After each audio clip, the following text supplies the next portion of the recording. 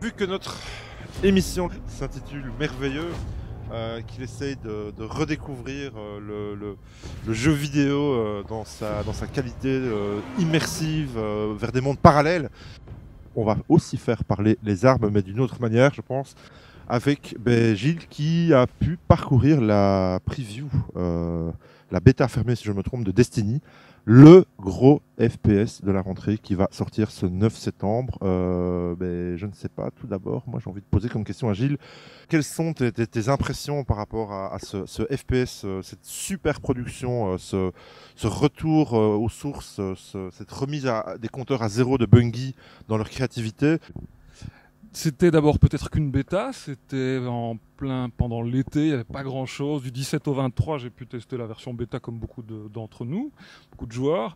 Alors Bungie, ce que je trouvais intéressant, c'est de se dire qu'est-ce que vont faire ces types-là après avoir créé un bébé comme Halo, l'avoir vendu à Microsoft, avoir passé la main à un autre studio.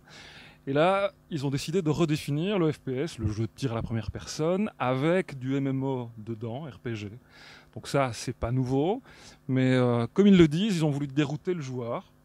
Ils ont voulu avoir quand même un sentiment d'immersion, un aspect contemplatif. Et il y a d'abord un univers. Alors, tu m'as dit, Michi, au niveau de l'univers, toi, ça t'a fait penser à... Moi, j'ai beaucoup pensé à un space opéra influencé entre autres par Frank Herbert, par du Star Wars, par du Star Trek pour la découverte de nouvelles galaxies. Gilles, est-ce que tu es d'accord avec moi? Autant l'univers de Master Chief, on m'a saoulé avec ça en me disant c'est super, mais c'est jamais qu'un bidas qu'on incarne. Ici, il y a une autre volonté. On nous parle d'un futur dans 700 ans. L'humanité post-apocalyptique complètement dévastée voit débarquer un étranger, un alien, qui vient avec un savoir d'un autre espace-temps. Et il permet à l'humain de vivre 3 fois plus longtemps, de pouvoir se déplacer dans le temps également, et de visiter d'autres planètes. D'autres planètes deviennent fertiles, bref, l'être humain évolue. Et puis il y a un ennemi à cet étranger qui le suit à travers les galaxies, qui va menacer l'existence de l'humanité. Et donc le but du jeu, encore une fois, c'est de sauver le monde, c'est de devenir une légende, nous dit-on, d'être le seul capable d'affronter les ténèbres. Est-ce que tu pourrais m'en dire plus sur les ambitions de production du titre? Moi, j'ai entendu des sommes folles quant au budget alloué notamment à ce nouveau bébé de Bungie. Ah, on a du chiffre hein, avec Destiny. Déjà, le jeu a raflé 50 prix à l'E3 de Los Angeles. On nous parle aussi d'un budget d'un demi-milliard de dollars. Donc c'est 2 fois plus, nous dit-on, que Titanic, le budget de Titanic, 2 fois plus que le dernier Harry Potter. Donc il y a du lourd. D'un autre côté, c'est pas spécialement mis en avant, mais on va en manger. Le 9 septembre, ça sort. On va voir ça sur tous les bus. Il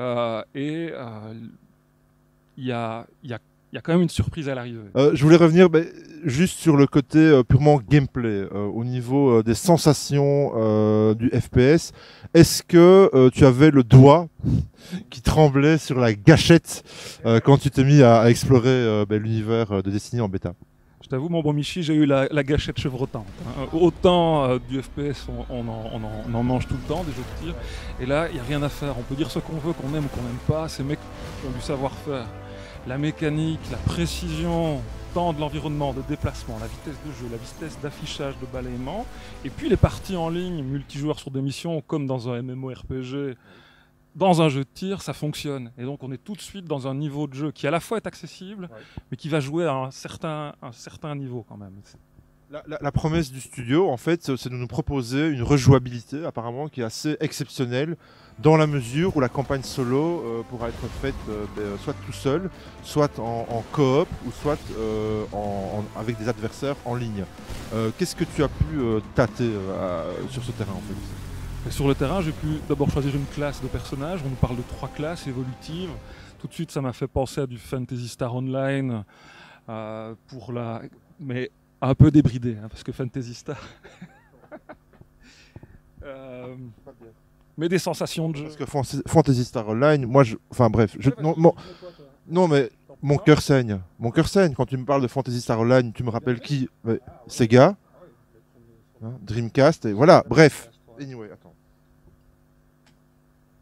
Il y a du Phantasy Star Online dedans, il y a du Halo, et on sent le savoir-faire des développeurs.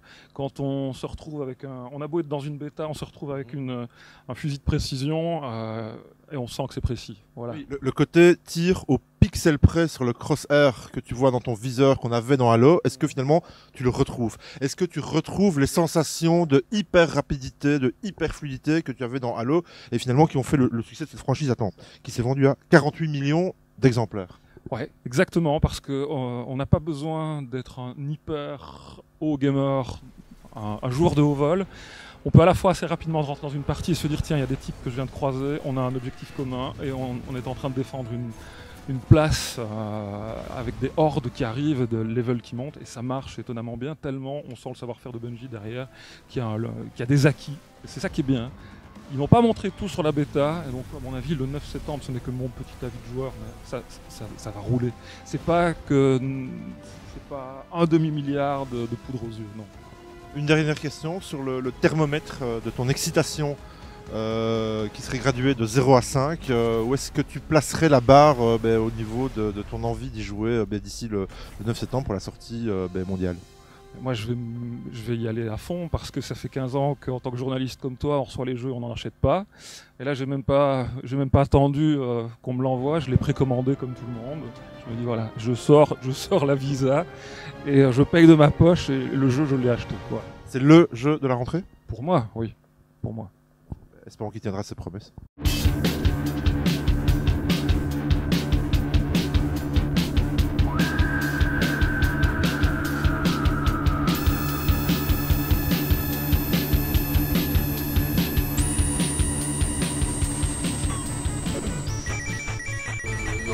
Maintenant, il faut quand même régler le problème. Réglons le problème du PlayStation. On a le câble HDMI. Non. Pas encore. Faut que j'aille le chercher, ça. Bah oui, écoute, j'étais chercher la bière. Chacun sa tâche.